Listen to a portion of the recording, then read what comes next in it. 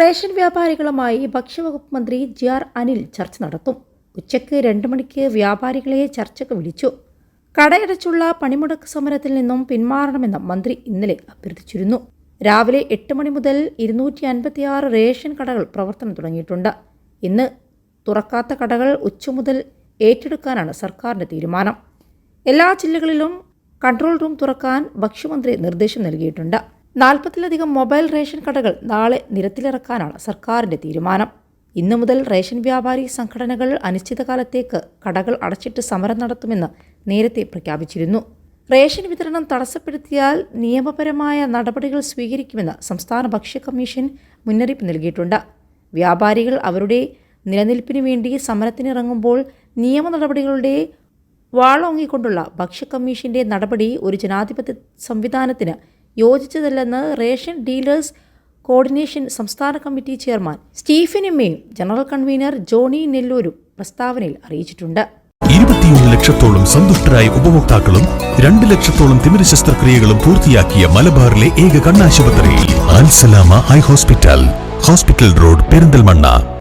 നിലവിൽ സംസ്ഥാനത്ത് 330 റേഷൻ കടകൾ സഹകരണ സ്ഥാപനങ്ങളുടെ കീഴിലാണ് പ്രവർത്തിക്കുന്നത്. സംസ്ഥാനത്ത് 156 കടകൾ താൽക്കാലിക ലൈസൻസുകളിലാണ് നടത്തിവരുന്നത്. ഒരു കട സപ്ലൈകോ ആണ് നടത്തുന്നതും. അതേസമയം ജനങ്ങൾക്ക് ഭക്ഷ്യധാന്യങ്ങൾ നിഷേധിച്ചുകൊണ്ടുള്ള ഒരു സമരത്തെയും സർക്കാരിന് അംഗീകരിക്കാൻ കഴിയില്ലെന്നും ജനങ്ങൾക്ക് മുടക്കം കൂടാതെ ഭക്ഷ്യധാന്യങ്ങൾ എത്തിക്കുക എന്നതിനാണ് സർക്കാർ മുൻഗണന നൽകുന്നതെന്നും ആരുടെ വീഴ്ച കൊണ്ടാണോ ജനങ്ങൾക്ക് ഭക്ഷ്യധാന്യങ്ങൾ നിഷേധിക്കപ്പെട്ടത് അവർ ഗുണഭോക്താക്കൾക്ക് ഫുഡ് സെക്യൂരിറ്റി അലവൻസ് നൽകേണ്ടി വരുമെന്ന് മന്ത്രി പറഞ്ഞു. ഇവിടെ സർക്കാരിന്റെ വീഴ്ച കൊണ്ടല്ല ജനങ്ങൾക്ക് ഭക്ഷ്യധാന്യങ്ങൾ മുടങ്ങുന്നത്. NFSA നിയമപ്രകാരം അർഹതപ്പെട്ട ഭക്ഷ്യധാന്യം ലഭിക്കാത്ത സാഹചര്യത്തിൽ ഗുണഭോക്താവിന് ഫുഡ് സെക്യൂരിറ്റി അലവൻസ് നൽകാൻ പ്രസ്തുത നിയമം വ്യവസ്ഥ ചെയ്യുന്നുണ്ട്. സർക്കാർ വാതിൽപ്പടി വിതരണം പൂർത്തിയാക്കുകയും തുടർന്നും ഭക്ഷ്യധാന്യങ്ങൾ ജനങ്ങളിലേക്ക് വിതരണം ചെയ്യാൻ തയ്യാറാവുകയും ചെയ്യുന്ന സാഹചര്യത്തിൽ റേഷൻ വ്യാപാരികൾ അവ എത്തിക്കാൻ ബാധ്യസ്ഥരാണ്.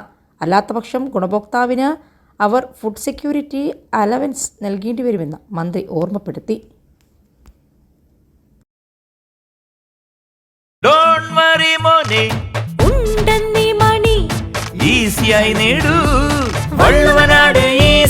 ആവശ്യം ഏതുമാകട്ടെ, പണം ഞങ്ങൾ തരും.